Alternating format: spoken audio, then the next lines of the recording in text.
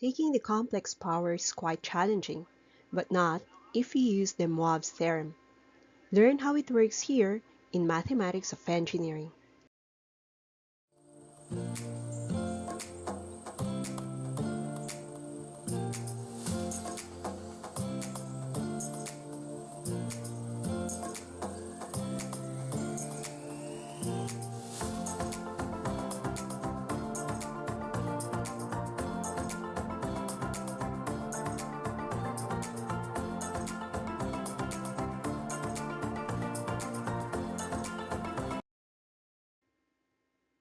Say we are to square 1 plus I.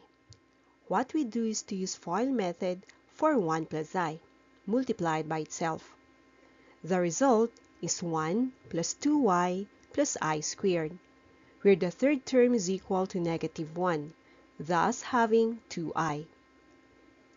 If we take the cube of 1 plus I, we break the complex number into 1 plus I times the square of 1 plus I, which we solved earlier as 2I.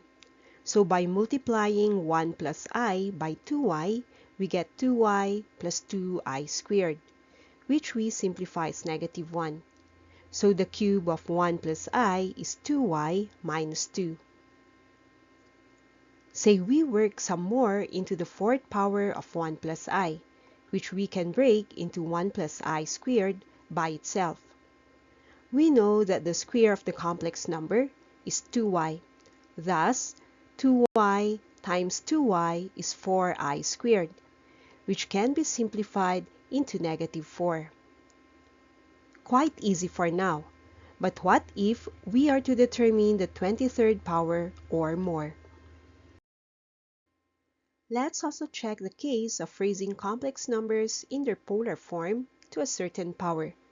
Say we have z as root of 2 cis pi over 4, or that is expanded as root of 2 cosine of a quarter of pi plus I times sine of pi over 4.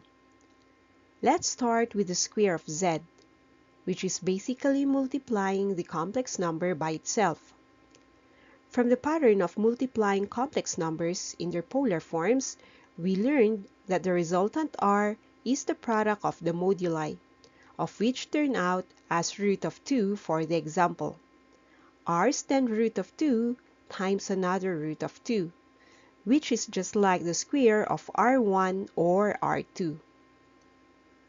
Theta, on the other hand, is the summation of theta 1 and theta 2.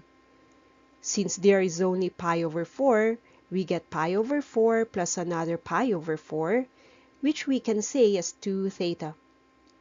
The square of z is then root of 2 times root of 2 with cosine of pi over 4 plus another pi over 4, plus I sine of pi over 4 plus another quarter of pi. This is simplified as 2 cosine of pi over 2 plus I sine of half of pi.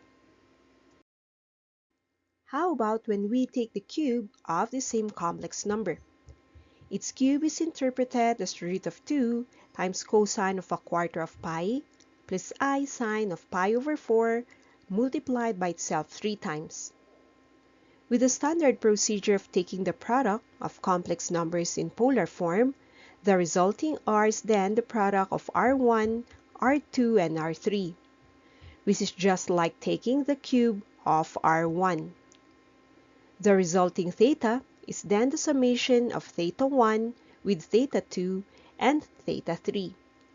That would be pi over 4 plus another pi over 4 and another pi over 4 for the example. This is just like 3 times theta. Z cube is then shown as root of 2 multiplied by itself 3 times. With cosine of pi over 4 times 3, then add I sine of pi over 4 plus pi over 4 and another pi over 4. The complex number is then simplified as 2 root of 2 times cosine of 3 quarters of pi plus I sine of 3 pi over 4. To keep a standard pattern in taking complex roots, a French mathematician, Abraham de Moivre, discovered the formula which links complex numbers and trigonometry. In his theorem, he said that the power of a complex number, in its polar form, is computed by raising the modulus to the power required and multiplying the argument by the same power. So if the complex number z is r cosine of theta plus I sine of theta, its nth power is determined by taking r raised to n times cosine of theta multiplied by n, then add I sine of n times theta. Let's work on some examples to see how the theorem works. First is to find the 11th power of z, which is root of 2 times cosine of pi over 4 plus I times sine of pi over 4. Identify r and argument. The modulus is root of 2 and the argument is pi over 4. They are readily available when the complex number is in its polar form. Start by taking the 11th root of the modulus and get the root of 2 raised to 11.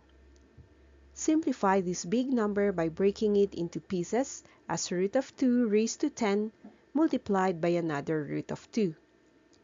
Root of 2 raised to 10 is the same as 2 raised to 5, which makes the modulus 32 root of 2.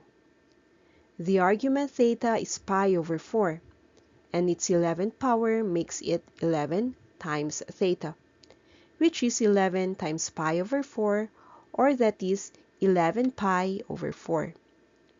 Place these two parameters in the formula and get z raised to 11 as 32 root of 2 times cosine of 11 pi over 4 plus I sine of 11 pi over 4.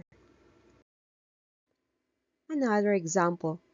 This time a complex number in its rectangular form, 5 plus 12i. Taking the 17th power will be long and dirty, so we try using the Moivre's theorem. But first, we transform the complex number into its polar form. Remember that 5 is a and 12 is b, and the modulus is the root of a squared plus b squared to get the root of 5 squared plus 12 squared, which is equal to 13. The argument is taken as the inverse tangent of b over a, which turns as the inverse tangent of 12/5 for the example. In degrees, we get 67.3801, and in radians, we get 1.176. Using degrees, z is then 12 times cosine of 67.3801 plus I times sine of 67.3801 degrees. Knowing the modulus and argument, we can plot the vector in the Cartesian plane, where it should lie in the first quadrant. Using the pattern, z raised to 17 is 13 raised to 17 times cosine of 17 times the argument, 67.3801 plus I times sine of 17 times 67.3801 degrees.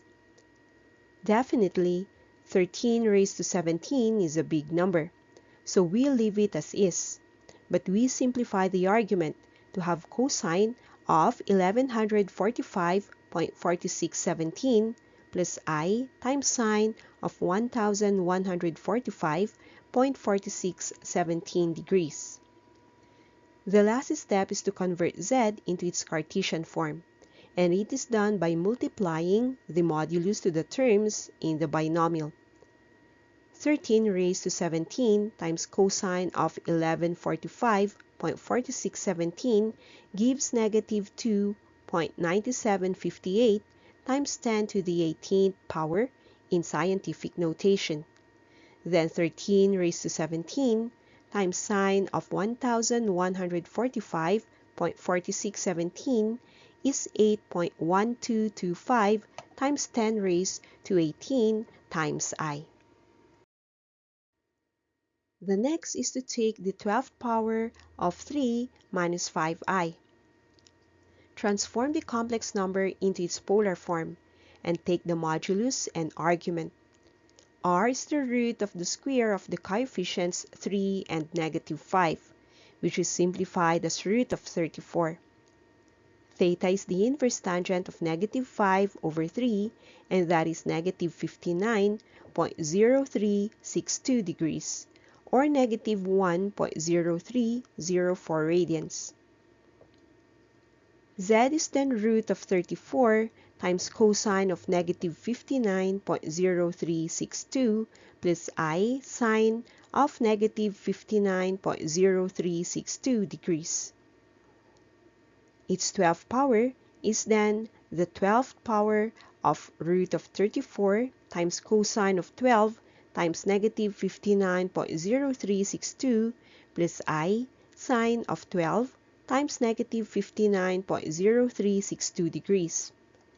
This is simplified as 34 raised to 6 times cosine of negative 708.4344 plus I times sine of negative 708.4344 degrees. Again, multiply the modulus by the terms and get z raised to 12 in its rectangular form with really big coefficients.